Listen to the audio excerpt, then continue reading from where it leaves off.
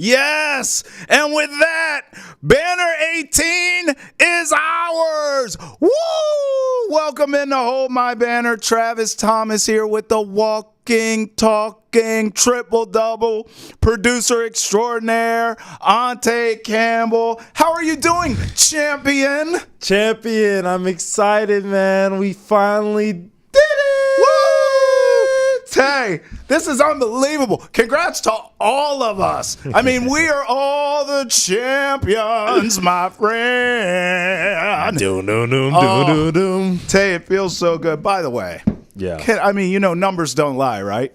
Since 2001, all four of the major Boston sports teams have collectively won 13 titles. Wow. 13, Ante. That's a lot. Think about this.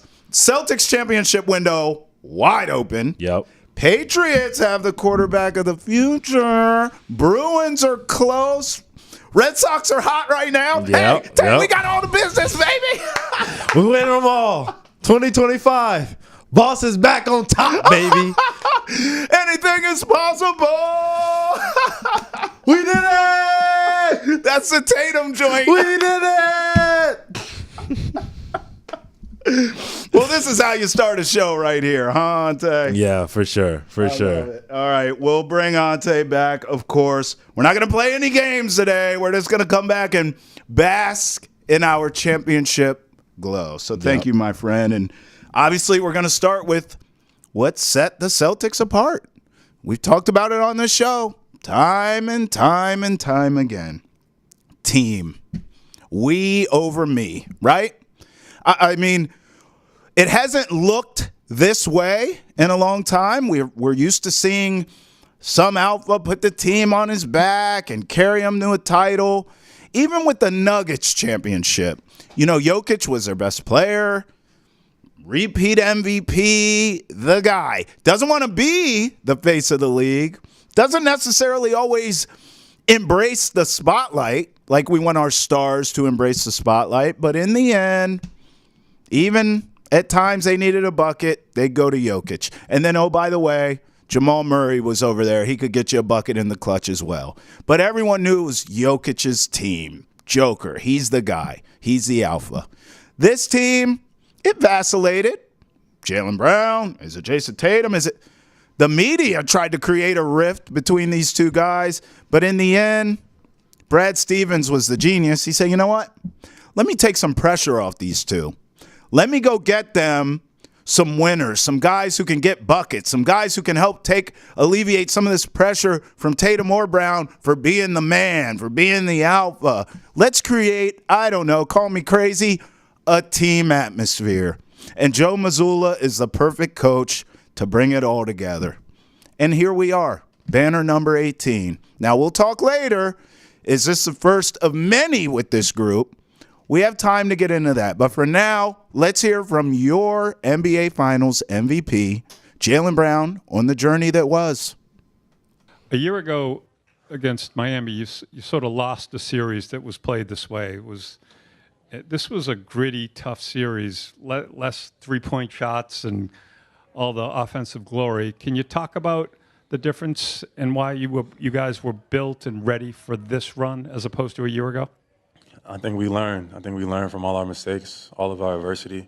I think it's made us stronger, made us tougher. And all season, you could see it. We started from the jump. We made all the sacrifices. We played both ends of the ball at a high level. We didn't skip any steps. And this was the result. But all of those experiences led to here. All of those moments where we came up short. We felt like we let the city down. We felt like we let ourselves down. All of that compiled is how we get to this moment. So, and it makes it feel even that much better that we had to go through all the journey, the heartbreak, the embarrassment, the loss to get to the mountaintop. So it's great. And shout out to all the supporters and the city of Boston. I mean, everybody eats here with this title, because he's right. It was a long journey. There was ups and downs. Like anything in life, it's worth waiting for, right? And when you finally get there, it's that much sweeter. But think about this. He's right. Players, coaches, fans. Hell, I just brought him up, even the front office, Brad Stevens. I mean, how much credit does this guy deserve? So everybody's legacy, everyone kind of eats here. Everyone's legacy is affected by this ring. Again, another topic for another day, and we will talk about it a little bit here, but how many titles can you get with this group? That's now the next question, but that's a beautiful question to have, isn't it? I mean, you got to get the one before you could start talking about multiples. But two players in particular jump out to me outside of Tatum and Brown, of course. That's obvious. But two players jump out to me in Drew Holiday and Al Horford, where this ring now, I mean, this is legacy-altering stuff. Drew Holiday now has 2 rings, and he was a huge proponent for both. I mean, with the Bucks, they don't win that ring without Drew Holiday, and the Celtics certainly don't win it without Drew Holiday's defense, leadership, clutch, all the things that he brought to the table. And then Al Horford, look, I think this ring puts a bow on a Hall of Fame career, quite frankly. I think both Holiday and Horford will be Hall of Famers, and this ring did not hurt either case. In fact, old man Al Horford talked about his younger head coach in Joe Mazzulla after the game.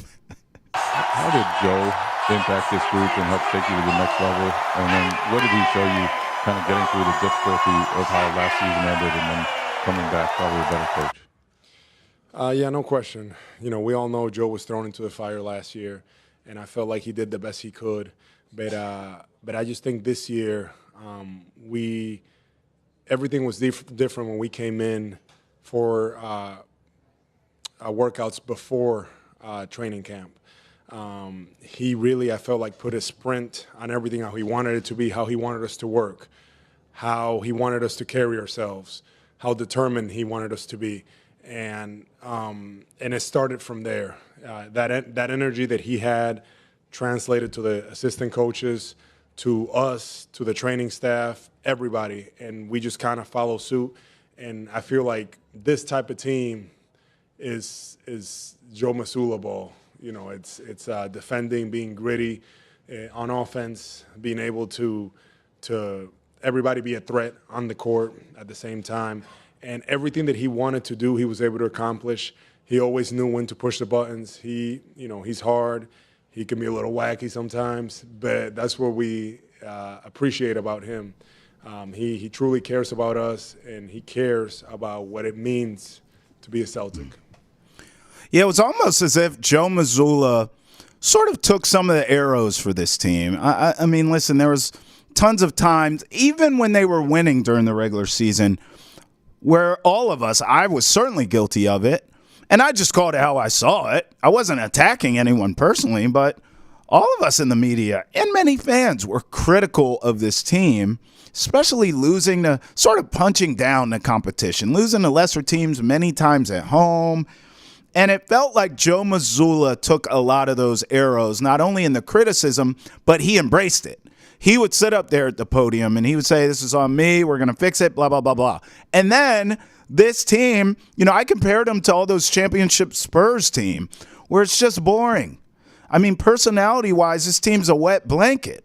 But in a way, that's a good thing because they're more likable that way. There's no diva here. There's no one that, sure, they'll give you a soundbite that you can run on our show like this or the newspaper, but really they're kind of a pain in the butt. None of that. I mean, everybody's likable. Everyone says the right things. Everyone's great in the community. Everyone's a class act. Everyone can ball. They all get along. Boring. And at times it felt like Joe Mazzulla was the guy that was giving us those press clippings, right? These wacky, you heard Al Horford say they are sort of these wacky quotes, and he's obsessed with the Town movie, and it's just a little off. But, I mean, maybe that's where you get your spice with this team, because it ain't the players. Think about this, too.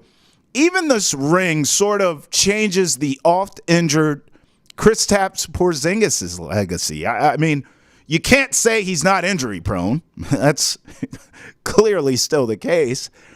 But one thing you can't question now, ever, his toughness.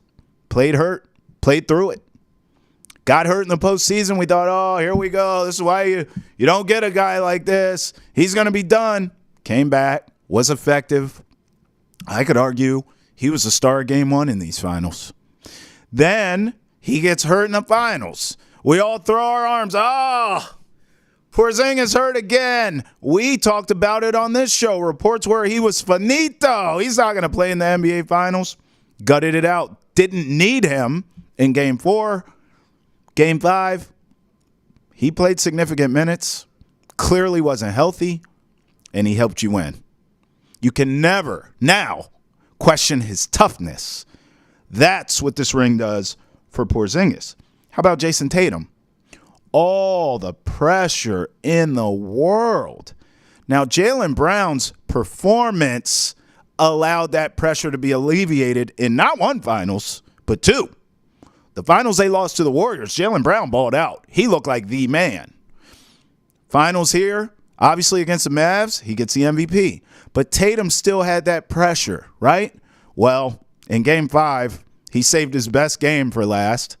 In a closeout game, when you needed him, when many of us, myself included, have been critical of him for not being aggressive enough, he was. He was dunking. He was finishing at the rim. He was screaming on cats. Jason Tatum, in the biggest moment, arrived. This ring, no, he didn't get Finals MVP. Cool, could have. But the ring takes the pressure, right off of his back. Maybe he plays looser than ever moving forward now because he has that off of him. And then, in the end, on the losing side, we look at Luka. Clearly, you got to get in championship condition, bruh. You're not there yet, but he will be at some point. There's some closure there. You know what you need to work on. Stop moaning to the refs and complaining. You're not going to get the call overturned because you're complaining. You need to mature there, and you need to get in championship condition. And then flat earther himself, Kyrie. Now we can put this to bed. You just don't play well here. We are in your head. I know you don't want to admit it. I know you're on the kumbaya, self-improvement, self-development path. I respect that. You can continue to walk down that with the tassels on your shoes. Cool. But in the end, these fans beat you, and you know it. Listen, all of these things now with the ring provide clarity. Take a listen to all the above. Fight to get on the court the way he did and give you guys the minutes he was able to. That was awesome. It's a huge credit to him. Like I said, I know he's been in and out in the playoffs, but he's worked his ass off trying to get into play as much as he could. And it just says about the team. Like, everyone's going to do whatever it takes to win. And even though he wasn't 100%, he said he wanted to play, and he knew he could give us something. And I thought the minutes that he gave us were valuable. So it just speaks to who he is, and it speaks to the locker room. All right, Kristaps, now that it's over, can you be honest about how bad the injury was? No. No, obviously, like what was put out, it was the truth. You know, it was like something torn, and then my tendon is just out of place, and it like pretty much hurts on every step. Like, I would take a walk in Dallas, and my leg would swell up. Like, so I was like, I don't know how I'm gonna play, if I'm gonna play, but my mindset was always like, I'm gonna try to find a way how I can manage this, and yeah, somehow I got it going for this game, and a lot of it was for sure like the adrenaline from just playing at the Garden and playing in front of our fans, and having that opportunity to close it out, and man, I got it going. Jason, I'm curious to know what you said to Deuce after this, but I guess I'm more curious, what did Deuce say to you? He told me that I was the best in the world. I said, you damn right I am. Kyrie, over the past week, Luka has talked about, failure being something to learn from, to grow from. As a 12-year veteran or a 32-year-old veteran, how do you actually take failure and take those lessons and grow from them, and not just let it become a cliche that's kind of said in these situations? It starts in the summertime. It starts, early in preseason when you're developing your habits. And I think we went 0-4 in preseason to start, which wasn't the best start. But we got off to a pretty decent start to the season. And there were some injuries and some uncontrollable things that happened. But I think if you look at the overall big picture, Luke was right, and I've been saying it too, just failure, it can inspire you beyond measure. And we started off as a 5th seed in this, started on the road in every series, and we were able to accomplish this, and we were able to grow as teammates and as a brotherhood here, a sisterhood here, where we can really take that as a positive note into the summer. So, yeah, failing at this stage definitely sucks. It's a bitter feeling because you want to keep playing, and you feel like your best game is coming up next, and the shots that you shoot next game are coming up, and now we got to wait, I think, 2.5 months, 3.5 months to the new champion gets a chance. Yeah. So I'm grateful for the opportunity to be able to grow with these guys in this locker room. Everybody across our organization. We've been able to celebrate our wins, but also learn how to celebrate our losses too, and how to grow from that. So that's a difficult part of being human. When you really love something, you really want to win, and it doesn't happen. How do you respond from that? So I think that's where we are now. But I think I could tell you, I'm pretty confident that we'll be back in the gym pretty soon and getting ready for next year.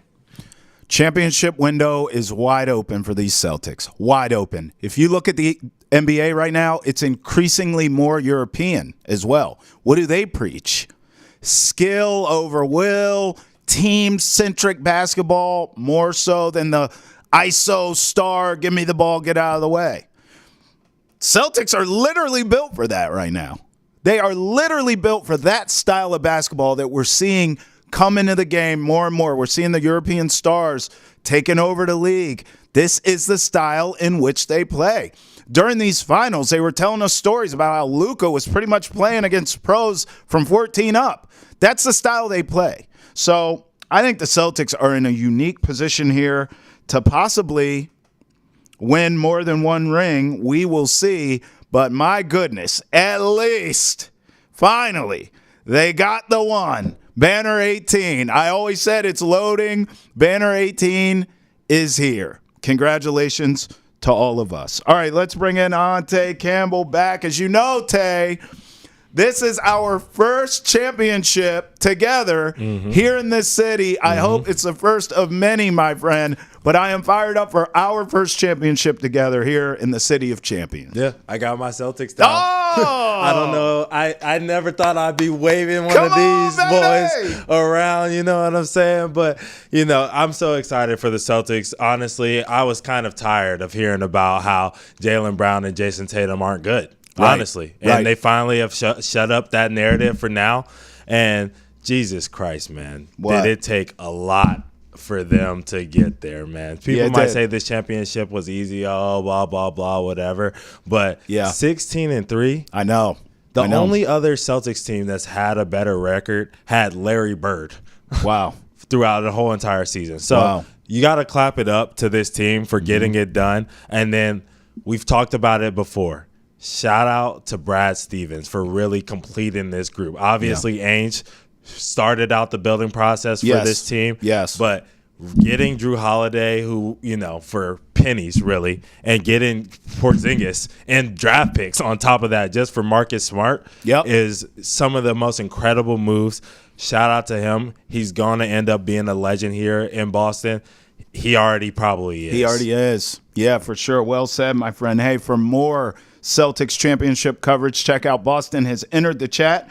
Tune in on Nesson's YouTube, Facebook, Twitch, wherever you get your podcasts. Make sure you follow us on all your social media accounts for all of our best content. All right, Tay, let's talk about it. Look, I said, I think the window's wide open for these Celtics, especially now with the pressure of winning that one, the first one. That's off of their shoulders. I'll be honest. I think them and the Nuggets both have an opportunity to capture that modern-day dynasty, okay? And you're not going to get there without going through some of the usual suspects. We know the Timberwolves are for real. We know the Thunder are for real. In the East, we'll see what the Sixers do in terms of adding to what they have, but they have one hell of a core. The Bucks are going to be healthy. So there is a band of characters that you're going to have to deal with. But I think the Nuggets and the Celtics, who both play a similar style of basketball, Ante, are in position now to find out, okay, which one of these two great teams will be the modern day dynasty? They have that opportunity. Yeah, I don't know if it's dynasty moment right now in the NBA, honestly. I think when we think back to the dynasties that we had, they were led by players that were just that much better than everybody else in the league at the time. Right. You know what I mean? Or they had multiple of those, right? So you had Shaq and Kobe, obviously, who were just far and away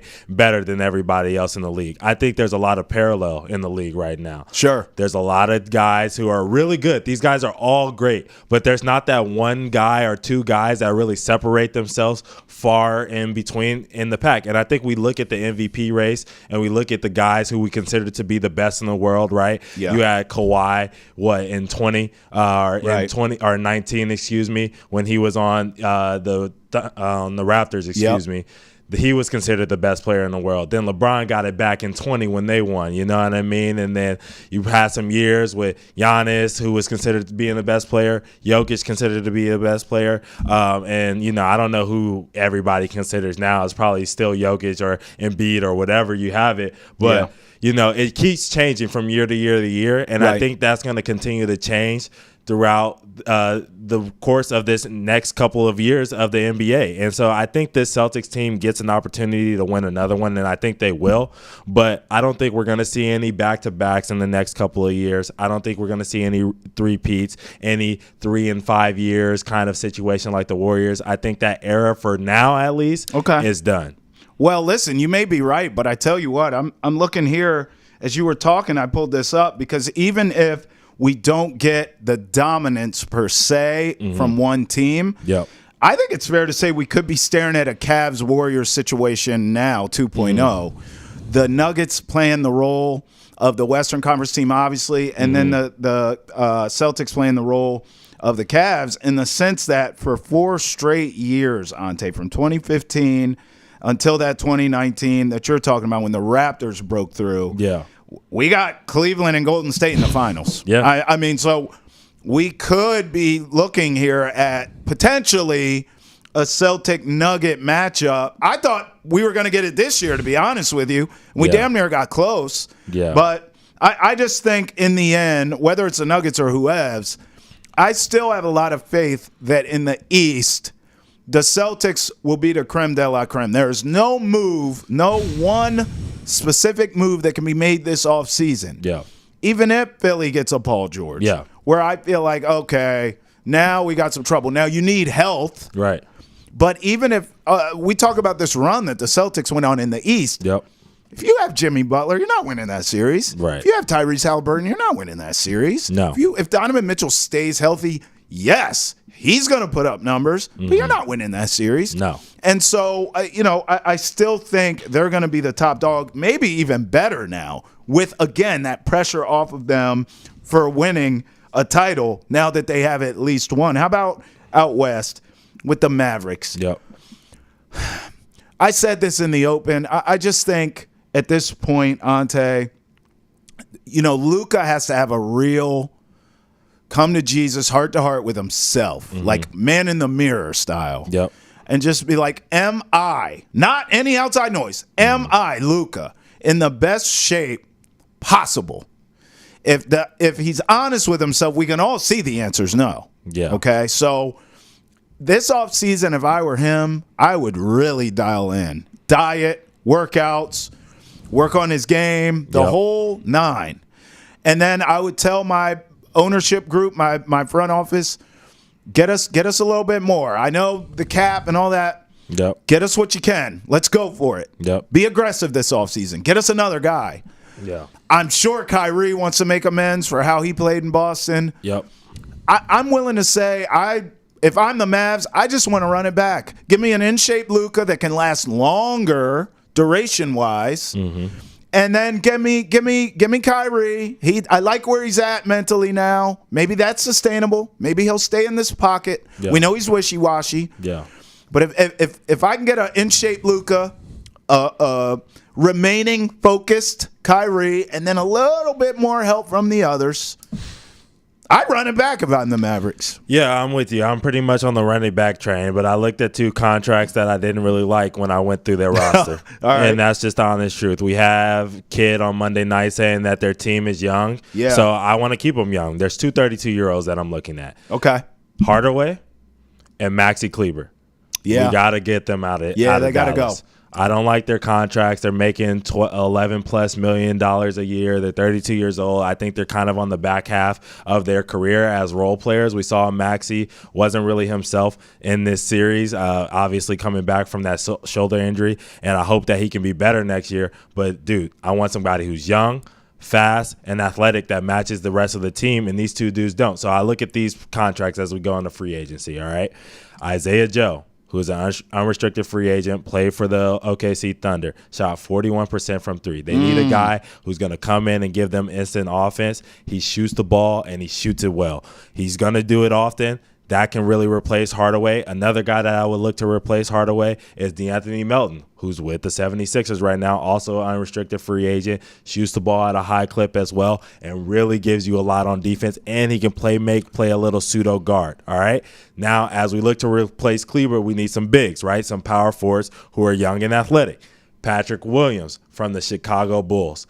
Chicago Bulls, we know, should probably be in a fire sale right now. Sure. We know they're not going to because Lonzo's holding up some money for them. Right. But he shot 40% plus from 3 as well for the Bulls last year. A plus defender, undersized a little bit, 6'7", which Maxey is 6'10". But I'll trade that off. And then Kelly Oubre as well. He's a plus defender, 76ers, I like him. unrestricted free agent, can give them some instant offense. So, yeah, that's where I'm looking at. Well, after the game, Jason Kidd talked about this series and the future of his franchise. Speaking of building, you've talked about building a culture here in 3 years, conference finals, NBA finals.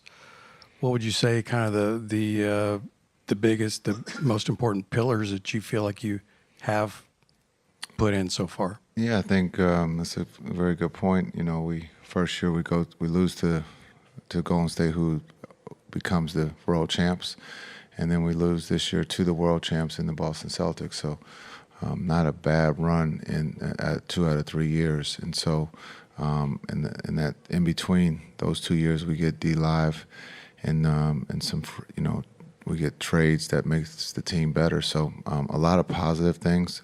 We're a young team, and so this isn't a team when you look at, do we have to replace some of the older players? It's, we have a core, a young core at that, and so this is an exciting time to be a Mavs fan and to also be a coach for the Mavs. Jason Becker. Yeah.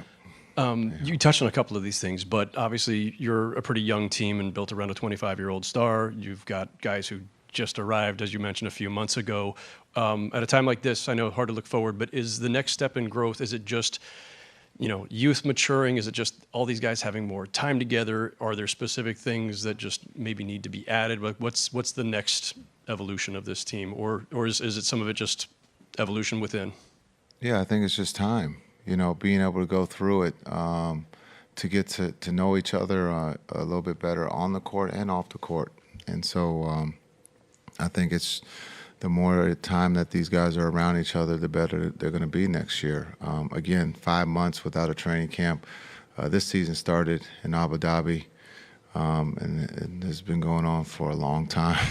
So for this group to spend time together, to fail, and to understand what it feels like to fail, and also to see what failure is, and then how do we get better and learn from that. And that's, I think I've got a great group of young men who will be hungry this summer and will come back ready to play at a high level. Now, the party didn't stop there for Ante and I. We actually caught up with Boston icon Michael Bivins, who was in the building for Game 5, watching the C's capture Banner 18. Take a listen to this. All right, we back at it with Mr. 617 himself, Mike Biv, looking like a champ right now. What up? Mike Biv, what's crazy, bro, is they won this thing on 6/17, anniversary of when Paul Pierce and them boys won it, and you were in the building for all the confetti and the pomp and circumstance. Mike Biv, just talk to me about what you're feeling right now and what it felt like last night to be in the spot. Man, what it felt like is when I was driving up and they said, Mike, we're going to put you in the front, due to all of the requests, this, that, and the third. It was last minute. And I'm sitting up under the basket on the visitor side. I'm a seat away from Mark Cuban and his son. I brought my man Marty, who was a ball boy back in the 80s for the Celtics. So for him to see another young kid passing out towels and water and to be sitting there with me, it was surreal. It was amazing, man. You have no idea what these ball players say to each other while the game is going on. I'm earshot of everything, man. I put something on my page, bro. When Luka came out the joint and sat on the bench, and he just put his hands in his head, like you could just feel the pain of like, damn, I couldn't do it, And then on the other end, you got the confetti coming down, and we going crazy. And I'm just like, that's the thing of a game. Someone must lose, somebody must win, and I'm happy with the Celtics winning number 18 for the city. I just salute them and everything that organization is all about. Wow, pure class and just poor team sportsmanship. Amen, my brother. Now, look, I've covered a couple champions in a different city. I haven't been to a Boston parade yet. Talk to me about that parade now, Mike Biv. School me, OG. I need to know. I already feel the energy of the city, man. So tell me what the parade's like. I already went through one with the boats and all that. That was in '08, and I stood down there and I watched it, and I just bugged out because they were leaning out the boats and this, that, and the third. But it's a gathering of green and white, Celtic pride, Bostonians, people coming up all over the New England area, people flying in. It's just something to feel in your lifetime. And I think when a sports team wins, they don't just win for the organization, they win for the whole city, the whole state. And I think that's what a parade is all about. It's the gathering of a lot of great people who some take off work because sometimes it's 10, 11, you know what I'm saying? 12, that's right in the middle of work hours. So and then the kids is there. And then when it's in the summertime or close to when school is out, it's even special, man, because you get to see the dreamers dream about one day being on that boat. You know what I mean? Yeah, for sure. Listen, man, and it's hot out there too, Mike Biv. So I'm a hydrating, and I ain't talking about that agua. You heard me, Mike Biv? You know what I'm sipping. Man, listen. I stay with it, man. This is live TV. Where we at? It's a good old lemon sliced up properly with some nice frozen ice, baby. This what it is, man. Summer. What's good? What's happening? I love it, man. I love it. So what about, I'm going to ask you about your history with some of the players over the years, but what about these current guys, these Tatums and these Jaylen Browns, man? You cool with any of these cats on the team right now? Man, Jaylen came, we did the hurricane relief thing at City Hall a few years back when Houston went down in the water. And Jaylen came to Boston City Hall. He was trying to get acclimated and learn the city. So he came to the concert. That was the first time we had some FaceTime. I met Jaylen's mom in our locker room. We did the New Edition did a show at the Boston Garden 2 years ago. And we graciously gave her a picture, Jason Tatum's mom a picture. And that was really special. But just QT, just really chilling with them, I really didn't. And for some reason, when we talk about the Celtics, this, that, and the third, some people, celebrities, feel like they have to go out their way to get connected to someone. I'm kind of like an organic fan. If I happen to see your brother, or if I see your mom, or if I see a family member, it's just as much as seeing you. So I've been seeing other people around them, and it's been just as good as opposed to when '08 and before that. Like I knew ML Carr, I knew Cedric Maxwell. Right. You know what I mean? I rock with Kevin Garnett. You know what I'm saying? I know Paul Pierce. You know what I'm saying? I know Ray Allen. So it was different back then. But either way it go, man, we all one big 617. When they put on that green and the white, I know them like we went to school together. Bro, this is why, one of the many reasons why I wanted to talk to you, because it's generational with you.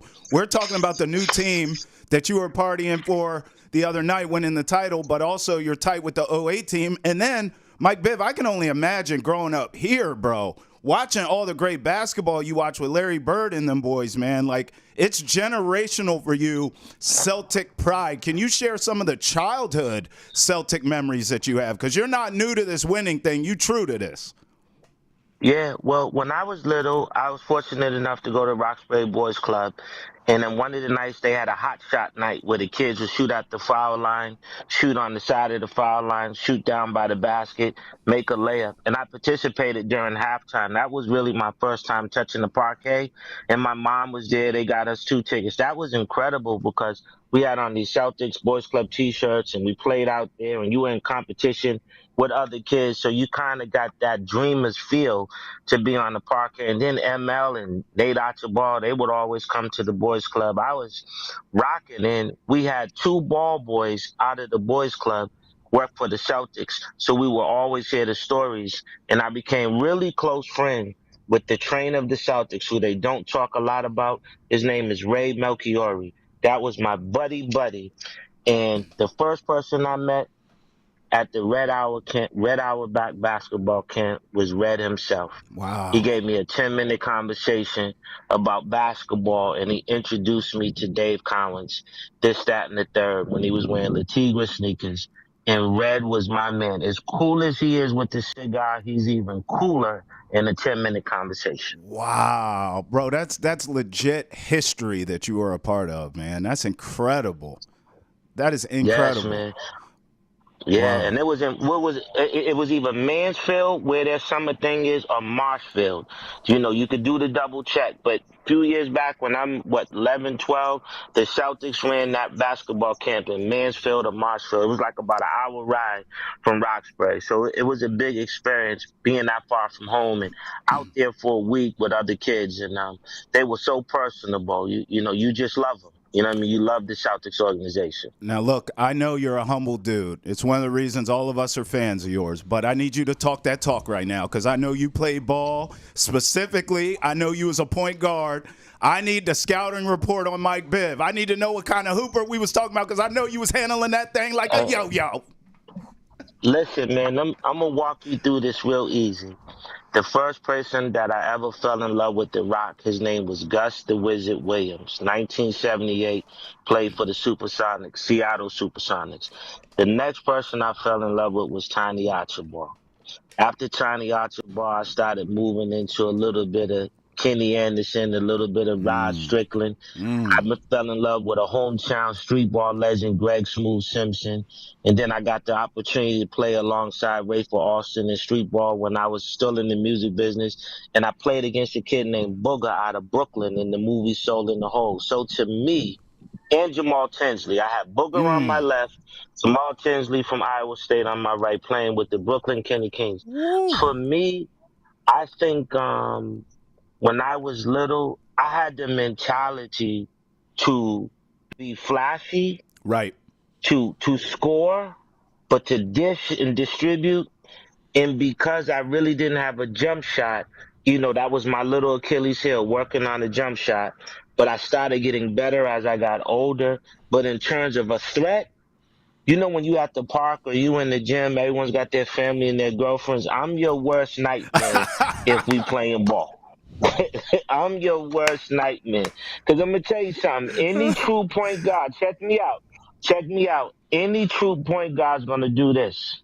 Right. You know what this means in ball? Clear out. That means open it up. Yep. Open it up. Yep. My favorite player, if I'm looking at the stands, I'm like, oh, it's packed up in here.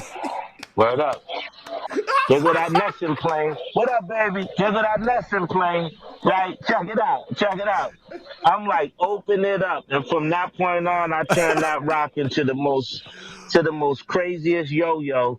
And the whole point is not to have a lot of turnovers. And, you know, I was known to have some turnovers because my passes would go like this. Yeah. They would go like this. They may go like this. And I'm so into it like a magician. I forgot, Mike, the whole purpose of the pass is for them to catch it. To catch it to make the point.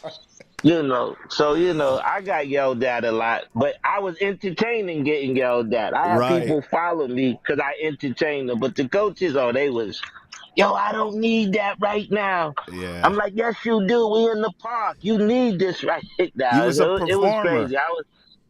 I was. Yeah. I'm not gonna lie. I enjoy entertaining people on the court. No Absolutely. doubt. And off the That's court my ish. as we That's see. that ish right there. Yeah, no Yeah, question, bro. I You had wanted to me to give ask. it to you. I'll give it to Yeah. you. I'll give it to you. I'll give it to you. All right, Mike Biv, you know I had to ask because I know you used to put them cats in the blender, but the reason I asked you is because I have a hooper on the show. You met him the last time you were here, Ante Campbell, our esteemed producer. He balled out Division I, Mike Biv. He balled out at UTEP and Fresno State, and I know he wants to talk to you about hoops. Nice. Yeah. Shout out to Miners. Shout out to orange. Bulldogs. I liked it, that orange. Yeah. Picks up. You know what I'm saying? But look, Mike Biv, last time we had you, you talked about your community work. I know we'll get more into that, but you also talked about your childhood memories in this episode. Look, my kids back in the day, in LA, I used to run a community center. So my kids, every time we go on a field trip, they wouldn't let me get out the car without playing Mr. Telephone Man. Oh. And that made me start thinking about, in 84, you were 16. What was your favorite player during those days? Oh. 84, Jordan. He was coming through. Ooh. Mike was coming through, right? Mike was coming through. And I like the GP. Gary, I think Gary should have been in 84. And honestly, one of my other favorite players, can't recall when he stopped, was George Gervin. The Iceman. Wow. That was my man for San Antonio Spurs. It was just something about the way he walked. He walked a little bit different than everybody. George the Iceman was different, and his poster is still crazy. Yeah. It is still. That's an iconic poster. You know what's crazy about music though, Ante, is you ain't nothing but 20. Yeah, we got you. You ain't nothing but 20-something years old, Tay. Yeah. And those kids you were teaching at the community center in Inglewood loved that song from back in the day. That's crazy to me, Mr. Telephone Man. That is wild. It is crazy, and it also got me thinking about New Edition. Look, you guys, you were talking about you were a hooper, all of this. I need to know your ranking from top to bottom. Who was the best hooper in New Edition to the worst? You know what's crazier? What's up? You know what's crazy? Inglewood. Yeah. I'm gonna take you to Inglewood. You know why? You know why I used to ball in Inglewood? Where? I used to ball at Rogers Park. I know about Rogers Park too well, man. Yeah. My man, Lusky, from Soul Train. He used to be over there, and I used to leave from Hollywood and drive through Inglewood just to ball at Rogers Park on Sundays. They would open up the gym for us, so that was my low key hood spot. Okay. So my rankings with my group is simple. I'm the point guard, and I make all of them look good. How about that? Oh, man. Hey, that sounds like a true point guard right there, dog. Yeah. Yeah, I'm the point guy on that court, and I make them all look good. And they all enjoy playing with me, too. Hey, I love that answer. I make them look good. That's a great answer. I got one more for you, Mike Biv. Look, you know, basketball, music, really hip-hop and R&B are all synonymous, man. What song that you performed do you think is synonymous with this Celtics team this year? Any Heartbreak, the remix. Ooh. Even though it's about a girl that you couldn't get, it's always playing the game to not lose. Wow. That's what I think is.